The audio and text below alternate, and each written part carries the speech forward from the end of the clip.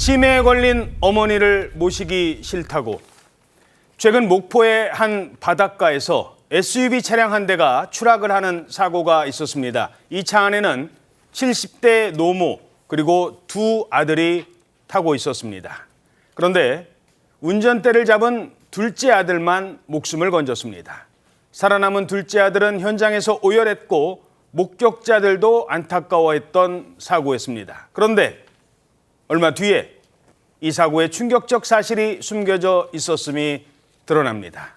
경찰이 누군가를 긴급 체포했는데 바로 운전대를 잡았던 둘째 아들이었고 혐의는 존속 살해였습니다.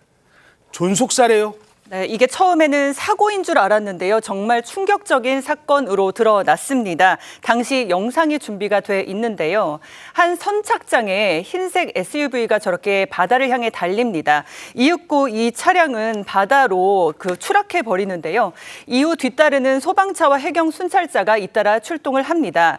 해경이 분주하게 구조 작업을 또 진행을 했는데 구조한 결과 차 안에서는 70대 어머니와 두 아들이 타고 있었습니다. 선착장에 도착한 지 5분도 지나지 않아서 바다로 추락을 했던 겁니다. 당시 이를 목격한 주민들이요, 곧바로 배를 몰고 구조에 나섰습니다. 그런데 차를 운전했던 40대 둘째 아들은 추락 직후에 스스로 탈출을 해서 목숨을 건졌는데 70대 노모와 50대 형은 사망하고 말았습니다. 이 차가 빠진 선착장이 비탈길이어서요. 운전 미숙으로 차가 미끄러져서 사고가 난 것으로 처음에는 추정이 됐었는데 조사해 보니까 이게 계획된 사고였던 겁니다. 계획 살인인 것으로 드러나서 충격을 줬는데 그러니까 둘째 아들이 고의로 엄마와 형을 태우고 바다로 돌진했던 겁니다. 둘째 아들이 계획적으로 벌인 범행이었습니다. 구조에 나섰던 목격자들의 이야기 들어보시죠. 이 차가 깨진 거 전체를 확 걷으니까 한 사람만 맨 뒷유리 쪽으로 올라온 걸 봤어요. 한 사람이 저겼다면 모를까. 나는 운전기수구나. 내 속으로는 그래. 아니 둘째 아들이 대체 왜 저런 짓을 한 겁니까? 예, 모친의 치매 때문이라고 진술을 하고 있습니다. 이제 홀로 지금 살아남은 둘째 아들은 형과 함께 계획을 했고 함께 실행을 했다라고 진술하고 있는데 형제는 미혼이라서 함께 노모를 모셨다고 합니다.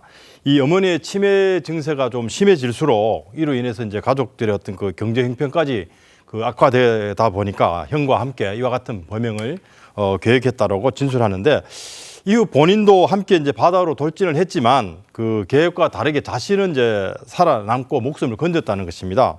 그러니까 혼자 살아남은 둘째 아들의 진술인데 이 사건 당일 형제가 노모에게 이제 어떤 말을 하면서 함께 바다로 향했는지 또 알려지진 않았지만 이 노모는 사실 아무것도 모른 채 두 아들과 함께 이 바다 구경을 가는 줄 알았던 것은 아닌지 상당히 가슴 아픈 그런 사연인 것 같습니다.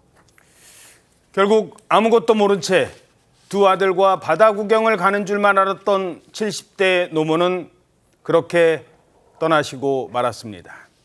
혼자 살아남은 둘째 아들은 어머니와 형이 빠진 바다를 바라보며 뒤늦게 눈물을 쏟아냈습니다.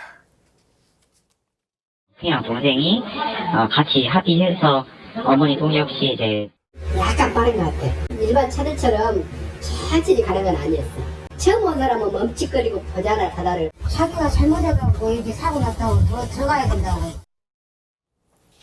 뒤늦게 본인만 빠져나왔다는 겁니다. 처음에는 본인도 함께 극단적 선택을 하려고 했다는 건데 나 때문에 사고가 났어요. 저도 들어가야 됩니다. 하지만 이미 늦었고 명백한 범죄잖아요. 그렇죠. 물론 궁지에 몰려서 이런 선택을 했을 수 있다고 우리가 예상을 해볼 수는 있겠지만 그랬다고 하더라도 이거는 범죄 행위임은 분명합니다. 치매 노모와 형을 떠나보낸 둘째 아들이 현장에서 대성통곡을 했다고 합니다.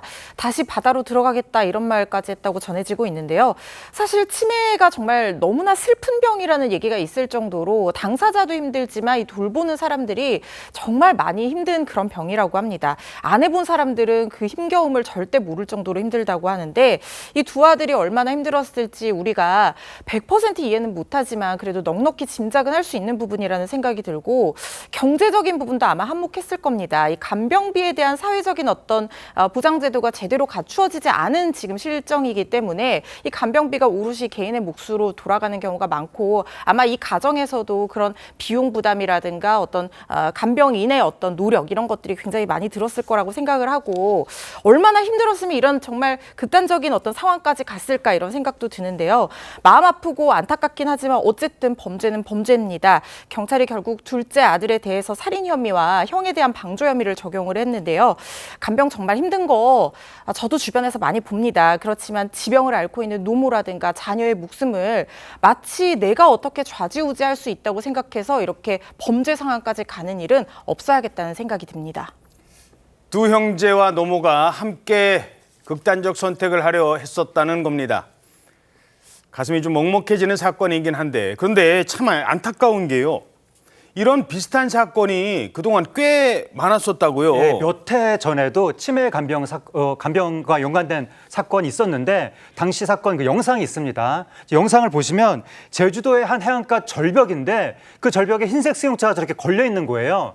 그 승용차 안에서 사람을 구하기 위해서 소방관, 해경 이런 분들이 출동해서 지금 애를 쓰고 있는데 저 차 안에 40대 아들하고 80대 노모가 있었습니다. 근데 40대 아들이 치매를 앓고 있는 80대 노모를 태우고 절벽으로 돌진을 했던 거예요. 근데 그 치매를 앓고 있던 어머니만 숨지고 아들은 결국 자력으로 탈출을 했었는데 아들이 뭐라고 그랬냐면 어머니의 치매 문제와 빚 때문에 부담이 커져서 이런 일을 저질렀다라고 진술했고 결국 아들은 징역 6년을 선고받았습니다. 근데 치매 간병 관련해서 안타까운 사건이 계속 발생하고 있기 때문에 이와 관련된 사회적인 대책도 필요해 보입니다.